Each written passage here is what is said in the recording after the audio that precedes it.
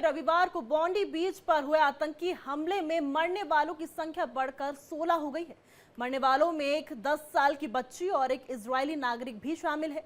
इसके अलावा 40 लोग घायल हैं। पुलिस ने बताया कि गोलीबारी बाप बेटे ने की थी और इन दोनों के पाकिस्तानी मूल के होने का शक है। तो पुलिस ने 50 साल के पिता साजिद अकरम को मौके पर ही गोली मार दी, जिससे कि उसकी मौत हो गई, जबकि 24 साल का बेटा नवीद अकरम अस्पताल में गंभीर लेकिन स्थिर हालत में है। इजरायली प्रधानमंत्री बेंजामिन नेतन्याहू ने ऑस्ट्रेलियाई सरकार की नीतियों को हमले का जिम्मेदार बताया है। नेतन्याहू के मुताबिक सरकार की नीतियों ने आग में घी डालने का काम किया। नेतन्याहू ने बताया कि उन्होंने पहले ही ऑस्ट्रेलिया के प्रधानमंत्री एंथनी एल्बनीज को चेताया था कि सरकार की नीतियां देश में यहूदी विरोधी भावना को बढ़ावा दे रही हैं। नेतन्याहू के मुताबिक उन्होंने 17 अगस्त को पत्र लिखकर एल्बनीज को इसकी जानकारी दी थी। फायरिंग के दौरान अहमद राम के एक बुजुर्ग ने जान पर खेलकर एक आतंकी को दबोच लिया और एक वीडियो में दिखता है कि अहमद एक कार के पीछे से चुपचाप घूमते हुए हमलावर के पास पहुंचते हैं और पीछे से उस पर काबू पा लेते हैं। इसके बाद वो हमलावर से राइफल छीन लेते हैं और उन्होंने आतंकी से गन छीनकर कई लोगों की जान बचाई है। तो बुजुर्ग ने आतंकी पर 2 राउंड फायर करने की भी कोशिश की थी और उसे दौड़ाया था।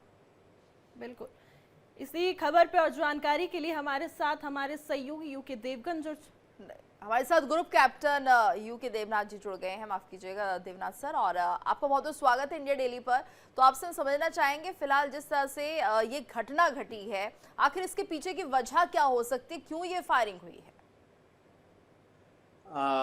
जो ऑस्ट्रेलिया में सिडनी की पुलिस है, उसने जो बयान जारी किया है, उसके अनुसार उन्होंने पर्सन ऑफ इंटरेस्ट को गिरफ्तार कर लिया है।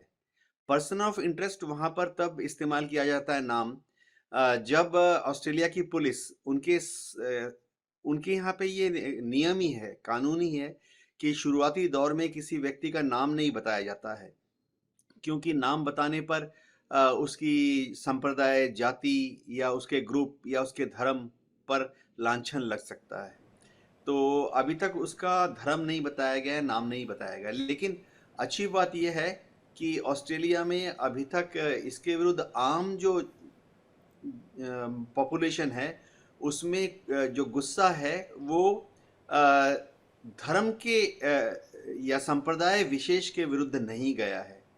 ऑस्ट्रेलिया के प्राइम मिनिस्टर ने भी जो बयान दिया है, उसमें भी उन्होंने कहा था कि सब ऑस्ट्रेलिया के जो लोग हैं वो मिलजुल कर इस वक्त इस दुख में जो लोग मारे गए हैं उनके साथ हैं, उनके परिवारजनों के साथ हैं।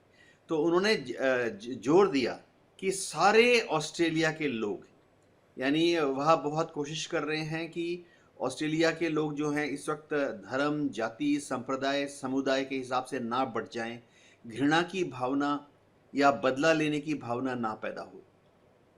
लेकिन जो लोग इस मामले में डील कर रहे हैं, आंकलन ये है कि इसका तार कहीं ना कहीं फिलिस्तीन के साथ, गजा के साथ जुड़ा हुआ है। फिलिस्तीन में, गजा में पिछले 2 साल से युद्ध चल रहा है। इजराइल लगातार गजा के लोगों पर हमला कर रहा है। इंटरनेशनल रेड क्रिसेंट के अनुसार आज तक 65,000 से ज़्यादा औरतें, बूढ़े, बच्चे, नागरिक मारे जा चुके हैं इस बमबारी में। तो वहाँ पर काफ़ी आक्रोश है फिलिस्तीन के लोगों में, और जाहिर बात है हुती विद्रोहियों ने उनका साथ देने की कोशिश की। हिजबुल्लाह के जो आतंकवादी हैं उन्होंने भी हमास का साथ देने की कोशिश की। और इसी मूवमेंट में दुनिया में 57 मुस्लिम देश हैं, अरब देश हैं। वहाँ की जो आम लोग हैं वो भी थोड़ा नाराज थे ज्यूज के प्रति। अभी कुछ आंकलन ऐसा भी लगाया जा रहा है कि ये जो हमला किया है ये शायद पाकिस्तानी नागरिक भी हो सकते हैं।